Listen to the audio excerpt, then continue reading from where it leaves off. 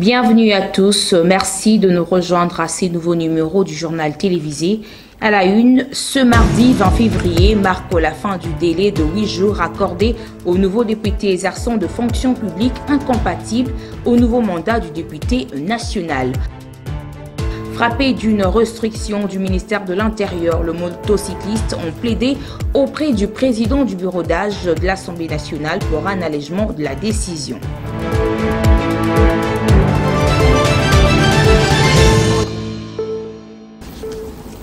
Madame, Messieurs, bienvenue. Aux nouvelles, après 8 jours de délai accordé aux nouveaux représentants du peuple occupant les fonctions de l'État incompatibles à leur mandat de député national, ce mardi 20 février marque la fin de l'échéance donnée conformément à l'article 19 du règlement intérieur de l'Assemblée nationale de la République démocratique du Congo. Aujourd'hui, mardi 20 février, marque la fin du délai de 8 jours accordé aux nouveaux députés exerçant un mandat public incompatible conformément à l'article 19 du règlement intérieur de l'Assemblée nationale de la République démocratique du Congo. Selon l'article 19 du règlement intérieur de l'Assemblée nationale, tout député se trouvant dans une situation d'incompatibilité telle que stipulée à l'article 122 du présent règlement doit faire un choix entre son mandat de député et toute autre fonction qu'il exerce. Ce choix doit être notifié au président de l'Assemblée nationale dans un délai de 8 jours à compter de la validation de ses pouvoirs. En cas de défaut de réponse dans ces délais impartis, le député est présumé avoir renoncé à son mandat parlementaire. Cette disposition vise à assurer la pleine conformité des membres de l'Assemblée nationale avec les règles relatives aux incompatibilités de mandat, garantissant ainsi l'intégrité et la légalité des fonctions parlementaires. Cette échéance marque une étape importante dans le processus d'installation de la nouvelle Assemblée nationale en République démocratique du Congo.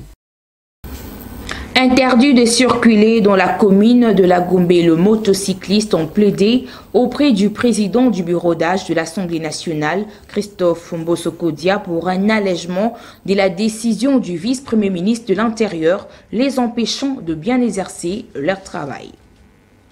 Oui, Toye et pas président de l'Assemblée, Toye qui est dossier Nabiso, il y a problème au Izoleka, quand il y a ville, il y a Kinshasa.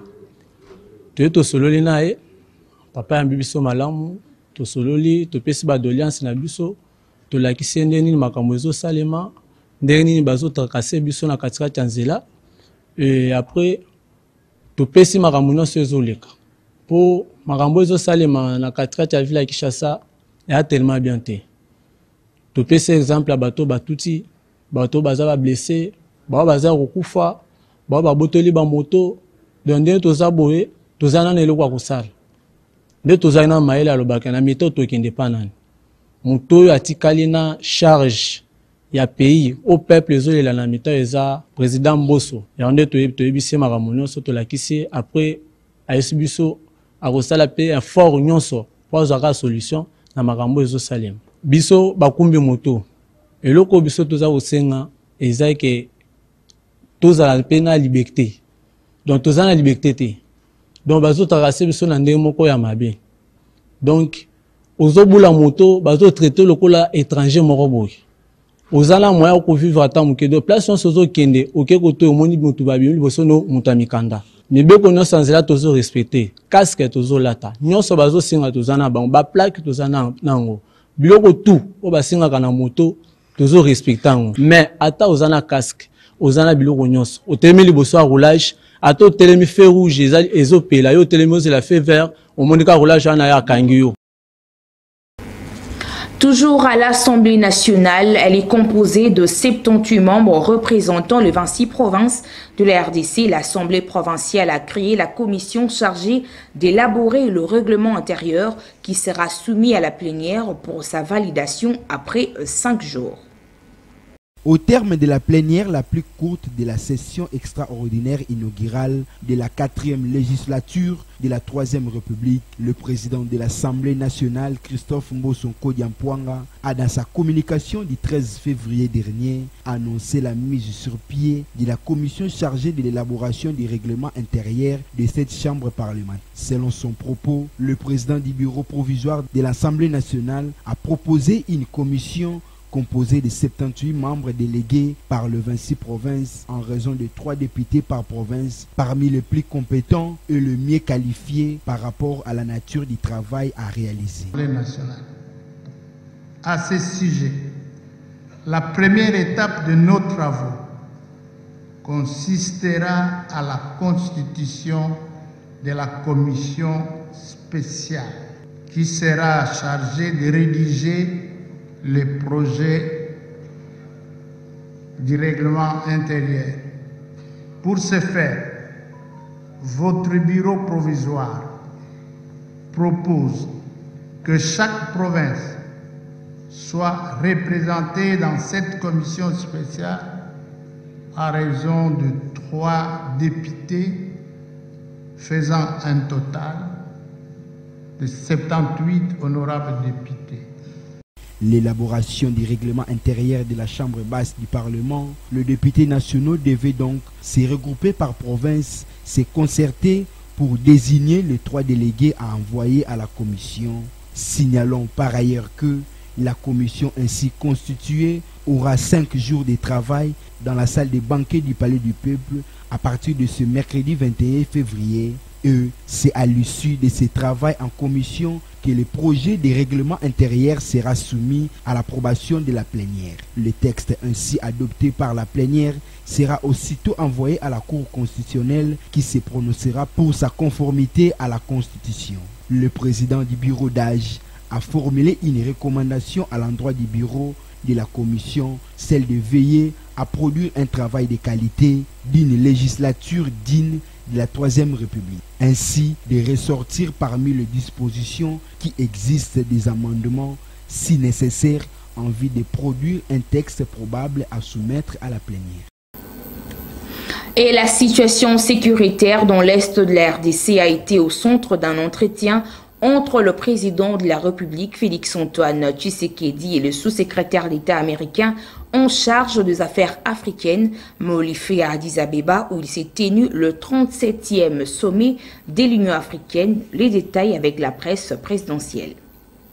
Les rencontres diplomatiques se sont succédées autour de la crise dans l'Est de la République démocratique du Congo à Addis Abeba en Éthiopie, en marge du 37e sommet de chefs d'État et de gouvernement. Après les mini-sommets sur la RDC le vendredi, c'est au tour ce dimanche 18 février 2024 d'une tripartite RDC-Burundi-Afrique du Sud pour faire le point sur le déploiement des troupes dans l'Est de la RDC. Le président Félix-Antoine Tshisekedi et ses homologues Cyril Ramaphosa et Évariste Ndayishimiye ont échangé sur la coordination des opérations sur terrain, étant donné que les forces sud-africaines interviennent dans le cadre de la SADC, tandis que celles du Burundi dans un cadre bilatéral.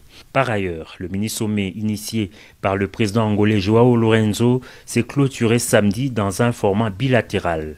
Après des entretiens séparés, la médiation angolaise a décidé de poursuivre ses discussions bilatérales à Luanda, en Angola, dans le prochain jour. Dans ses efforts diplomatiques et dans un tout autre décor, le chef de l'État congolais a longuement échangé avec son homologue de la République des Zambie, Hakainde Hichilema. Leur entretien a porté sur le renforcement de la coopération bilatérale entre Kinshasa et Lusaka. Resserrer les liens de coopération, c'est de cela qu'il a été également question avec Denis Sassou Nguesso, président de la République du Congo. Les deux chefs d'État se sont entretenus pendant plusieurs minutes.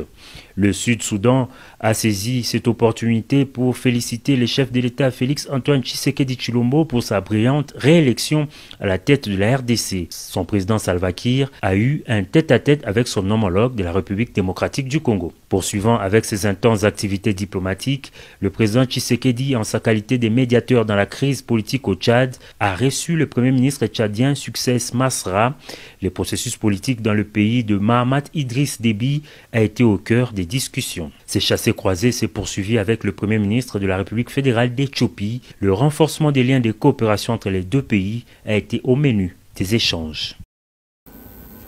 Les Congolais restent totalement sceptiques à la mission offensive de troupes spéciales de la SADC sur son sol pour assurer le retour d'une paix durable et effective dans la partie orientale de la République démocratique du Congo avec le déploiement militaire de l'armée sud-africaine.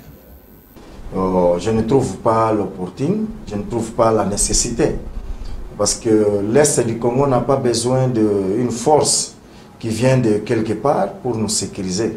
L'Est du Congo a besoin de l'intégralité de patriotisme de ses propres peuples et l'appui du gouvernement. Parce que l'Est du Congo, nous avons reçu beaucoup de forces. Souvenez-vous de Amaneleo, souvenez-vous de Sokola 1, Sokola 2, ils sont venus. Qu'est-ce que ça nous a apporté? Absolument rien.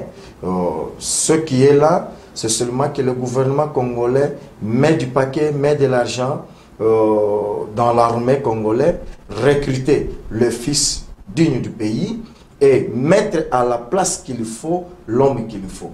Il faut rajeunir la tête de l'état-major congolais, de l'armée congolaise. Nous n'avons pas besoin ni des Ougandais, ni des Burundais, ni des Zambiens. On n'a pas besoin de ça. Toujours dans ces registres de sécurité, sachez qu'au moins 8 personnes, dont 4 femmes, ont été tuées à la machette par balle dans une nouvelle attaque de combattants ADF dans la nuit du lundi à mardi 20 février dans la localité de Maïmona, située dans la route nationale numéro 4 au nord du territoire de Béni en province du Nord Kivu. Au moins 8 personnes, dont 4 femmes, ont été tuées à la machette et par balle dans une attaque des combattants ADF dans la nuit du lundi à ce mardi 20 février dans la localité de Maïmoya, située sur la route nationale numéro 4 au nord du territoire de Béni en province du Nord Kivu. Selon les témoins, les assaillants ont visé des civils qui étaient pour la plupart dans leur maison au quartier Maemba. Plusieurs biens ont été emportés par les assaillants, dont des maisons de commerce et 3 habitations incendiées, dont une paillote d'un chef local, ajoute le président de la société civile du territoire de Béni, Omar Kalicia. Ce bilan pourrait s'alourdir car 2 personnes sont portées disparues. Selon l'administrateur militaire du territoire de Béni, les assaillants ont été poursuivis par l'armée congolaise dans la forêt du groupement Bambumba Kisiki. C'est la énième attaque des combattants ADF enregistrée. Dans cette zone, 2 autres civils ont été décapités à la machette dans une attaque survenue dans la nuit du samedi au dimanche dernier dans la localité voisine de Kokola. Autre chose à présent, en poursuite de sa mission lui confiée par le président de la République, l'informateur Augustin Kabouya a reçu le lundi 19 février dernier dans la soirée Vital Kamerhe, autorité morale du regroupement politique réunissant sa formation, l'Union pour la nation congolaise et le Mosaïque, occasion pour cet élu du peuple de la province du Sud Kivu de réitérer leur engagement envers le chef de l'État Félix Antoine Tshisekedi pour ce second mandat. L'initiateur du regroupement AAINC et AVK, l'honorable Vital Kamerhe, a rencontré dans la soirée de ce lundi 19 février 2024 l'informateur, l'honorable Augustin Kabouya Chilumba à Hilton Hotel. Au sorti de cette audience, l'actuel ministre de l'économie a circonscrit les contextes de ces échanges avant de louer à sa juste valeur le travail abattu par l'informateur. Je vais répondre à la question de l'informateur, de savoir si nous réitérons notre engagement d'être dans la majorité présidentielle et d'accompagner le président de la République dans l'accomplissement de son programme pour le social des Congolais et pour le développement du Congo, et pour que finalement les Congos, dont la vocation naturelle est la locomotive de l'Afrique, nous avons dit oui, non seulement verbalement, mais nous avons signé un acte d'engagement. Et c'est que déjà Kabouya a fait un excellent travail. Initialement prévue le vendredi 16 février dernier, l'opération de dépôt et traitement de candidatures pour le scrutin de gouverneur de province interviendra le 1er mars. Au Katanga, le candidat de l'Union sacrée de la nation se livre à une guerre féroce sur les réseaux sociaux. Certains s'adonnent à la campagne de déclaration par le mouvement socioculturel, y compris le parti politique dont le membre ne met pas le même onde sur le choix. Alors que la Commission électorale nationale indépendante CENI prolonge à 2 semaines encore l'opération des dépôts et traitements des candidatures pour les scrutins de gouverneurs et vice-gouverneurs, il s'observe une guerre sans pitié entre les potentiels candidats du Haut-Katanga pour l'accession à la haute fonction provinciale. Initialement prévue le vendredi 16 février dernier, la clôture de cette opération interviendra le 1er mars 2024. Dans la province du Haut-Katanga, aucune candidature n'est encore enregistrée par le secrétariat provincial de la CENI de cette province. Il s'observe seulement une véritable bataille sur les réseaux sociaux entre les partisans des potentiels candidats qui se tirent à boulet rouge entre eux. Certains s'adonnent à la campagne des déclarations par les structures et mouvements socioculturels, y compris les partis politiques dont les membres ne mettent pas sur une même longueur d'onde sur le choix. Les protagonistes de cette bataille sont tous de l'Union sacrée, tandis que l'opposition reste spectatrice, pourtant détentrice de 9 sièges au nom de l'ensemble pour la République. En attendant le mot d'ordre qui viendra certainement de Kinshasa, les potentiels candidats se dévoilent seulement à travers les réseaux sociaux via leurs proches. Les noms de plusieurs candidats existent sur la toile pour prendre le gouvernorat de la province du Haut-Katanga. Il s'agit de Jacques Kiabula Katwe, candidat en sa propre succession, élu de la circonscription électorale de Lubumbashi au nom de sa formation politique RDFA qui dispose de 8 députés provinciaux. Jean-Claude Kafoua, Chemboko de Serge, Kazembe Choula Martin, Kileche Sekwe Mireille, Kafouimbi Patrick. L'Assemblée provinciale qui compte pour le moment 44 députés provinciaux en attendant la cooptation des 4 chefs coutumiers aura la lourde charge de choisir le nouveau locataire de l'avenue Kasavubu. Et la ministre du Genre, Famille et Enfants, Mireille Massango Bibi, a levé l'option que les activités du mois de mars sont réservées aux droits de la femme. Pour que cette journée ne soit pas festive, elle sera célébrée dans une attitude de deuil en mémoire de compatriotes congolais tombés dans la partie orientale de la RDC. Et à cette occasion, le port du pagne est totalement interdit. C'était lors du lancement officiel depuis le jeudi 15 février dernier à Kinshasa des activités du mois de la femme sous le thème international « Investir dans la femme, accélérer le rythme » et le thème national « Accroître les ressources nécessaires en faveur de femmes et de filles dans la paix pour un Congo paritaire ». En revanche, le port de la tenue noire est recommandé pendant les activités du 8 mars. Ces activités iront jusqu'au mois d'avril et la cérémonie de la clôture interviendra en Bujimaï, dans la province du Kassai oriental, pour soutenir et encourager la femme victime de violences électorales. Dans cette même optique, la ministre a indiqué que dans le cadre de la 68e session sur le statut de la femme, qui se tiendra du 11 au 22 mars 2024 à New York, la délégation congolaise mettra tout en œuvre pour mieux vendre l'image de la République démocratique du Congo et gagner gain de cause.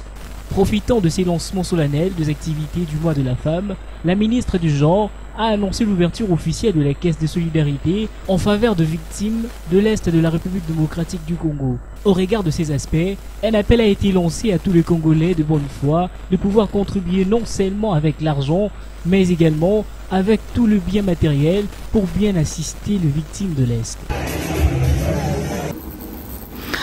En santé, l'exposition prolongée aux écrans de la télévision et de téléphone peuvent augmenter la fréquence chez les enfants en général. Pour se protéger contre la lumière bleue des écrans, le spécialiste en ophtalmologie recommande de gestes simples pour s'en sortir face à des maladies susceptibles. En parlant de la surexposition aux écrans, l'agence onusienne a aussi averti sur des risques de surpoids et d'obésité provoqués par le manque d'activité physique au regard de temps passé devant ces appareils. Au quotidien, soyez conscient du temps que vous passez sur vos écrans. Il est important de vous lever et de faire des pauses régulières. Assurez-vous que vos activités à l'écran ne nuisent à vos yeux et qu'elles n'accentuent l'absence d'activité physique régulière. Cela vous met à l'abri de l'obésité, insiste l'annonce. Contacté au sujet de la question, ophtalmologue aux cliniques universitaires de Kinshasa a fait savoir que, en général, la plus grande partie des patients qui viennent consulter en ophtalmologie souffrent de maladies générées par l'exposition aux appareils à reflets de lumière bleue tels que l'opacité des cristallines, les caractères, les photokératites avec un inconfort au niveau des paupières, l'altération du cycle veille-sommeil, la mauvaise adaptation des lentilles devant toute lumière, l'acuité visuelle réduite comme la presbytie. La spécialiste a cependant indiqué qu'avant novembre 2023, les cliniques avaient mené des études sur la problématique liée à des questions visuelles à Kinshasa et qu'il ressortait que beaucoup d'enfants n'étaient pas épargnés des pathologies de la vue. À en croire que sur base des études menées sur les cliniques universitaires, c'est le vice des réfractions qui en est la maladie visuelle la plus récurrente chez les plus jeunes. Pour se protéger contre des lumières bleues des écrans, les spécialistes en ophtalmologie recommandent des gestes simples pour s'en sortir face à des maladies susceptibles d'aggraver la bonne vue. Ils indiquent par exemple d'activer les modes nuit des tablettes et smartphones, baisser la luminosité des écrans de télévision et lumière LED, porter des lunettes anti-lumière bleue, privilégier au maximum l'éclairage naturel, éviter d'utiliser l'ordinateur avant de dormir et activer les modes nuit du téléphone. Parlons cette fois-ci du programme d'action d'urgence dans la capitale congolaise. Le gouverneur de la ville de Kinshasa, Jean-Tini Ngobila, a lancé le travaux de lutte anti-érosive et réhabilitation de 13 avenues à la cité Maman Mobutu le lundi 19 février dernier, dont la juridiction communale de Mongafula.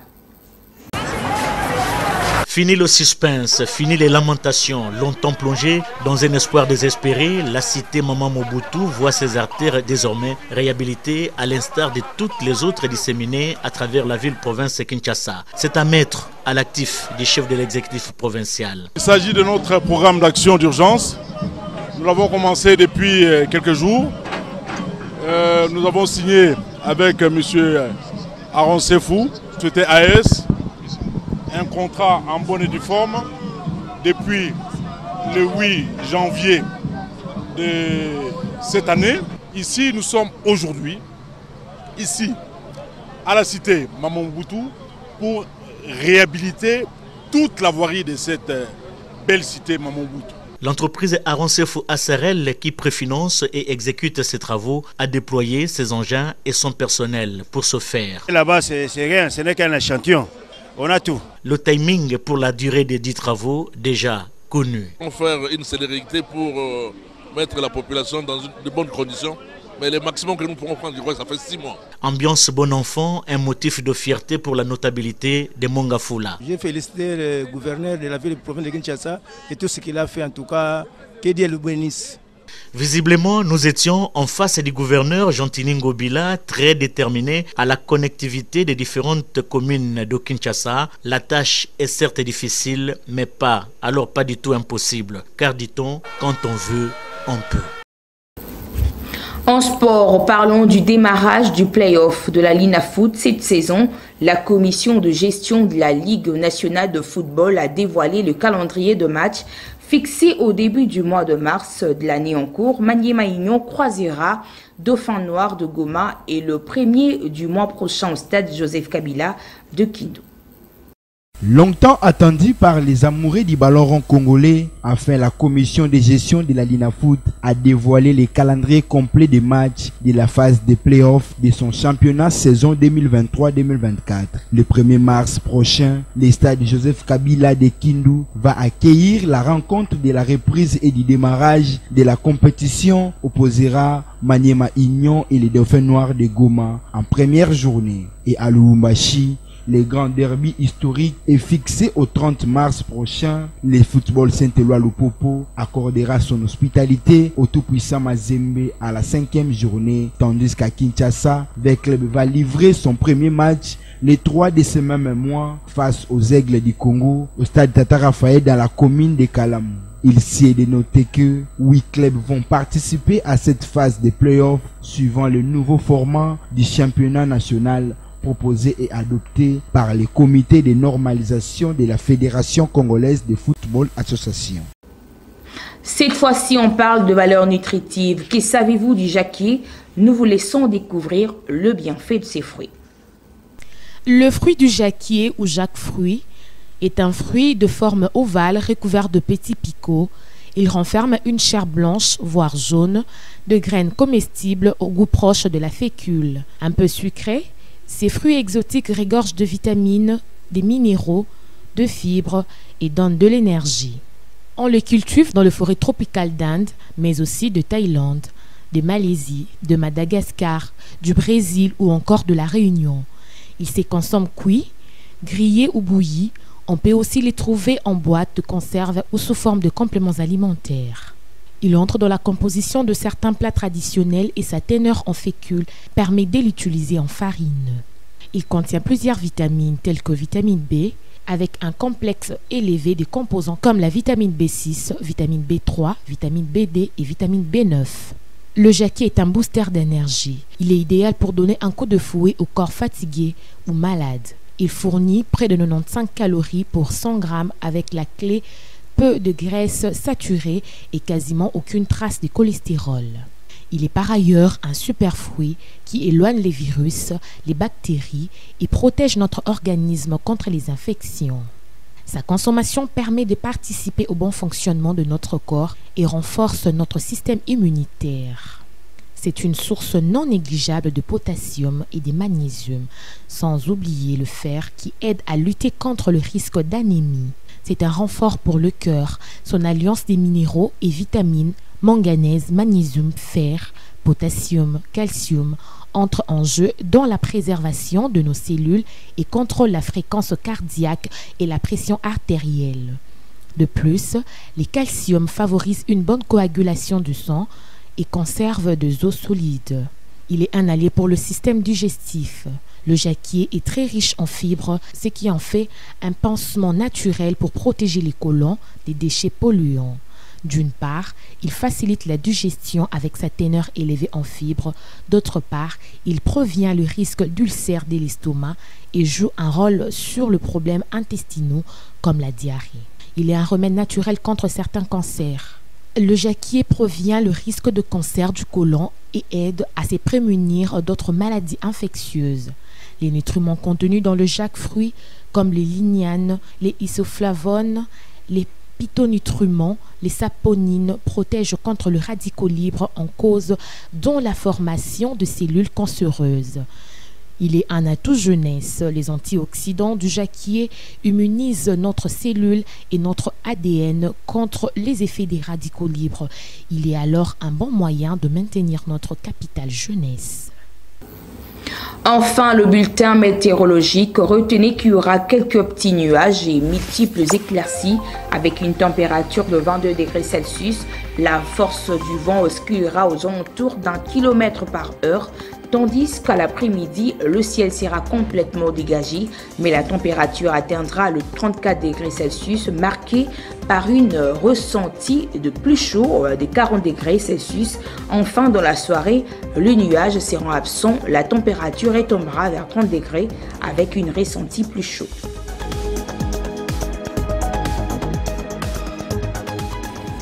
C'est la fin de ce grand rendez-vous informatif sur nos antennes. Bien avant de nous quitter, le rappel de titre. Ce mardi 20 février marque la fin du délai de 8 jours accordé aux nouveaux députés exerçant de fonctions publiques incompatibles au nouveau mandat du député national.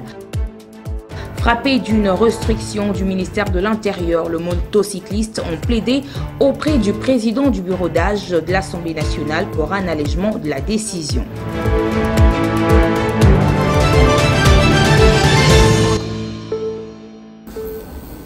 Merci de nous avoir suivis. Ce précieux travail est réalisé de main de maître grâce au savoir-faire de la rédaction et de la technique. Bonne continuité de nos programmes. À la prochaine. Au revoir.